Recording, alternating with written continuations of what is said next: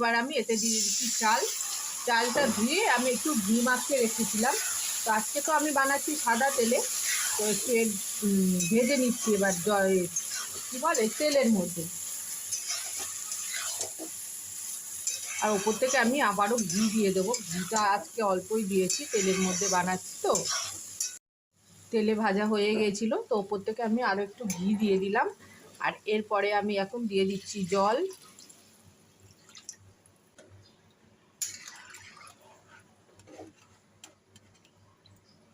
বাসন্তী পোলাওয়ের মধ্যে খুব হিসেব করে জল দিতে হয়, যেন ওই জলের মধ্যে পোলাওটা হয়ে যায়। এবার আমি দিয়ে দিচ্ছি, আগেও একটু লবণ দিয়েছিলাম, এবার এখন একটু লবণ দিয়ে দিলাম। এরপরে আমি দিয়ে দেবো চিনি। এবার আমি দিয়ে দিচ্ছি ফুড কালার গুলে রেখেছিলাম, এই কালারটাকে আমি দিয়ে দিলাম। এরপরে আমি দিয়ে দিচ্ছি এখানে চিনি। এবার আস্তে আস্তে হতে থাকবে।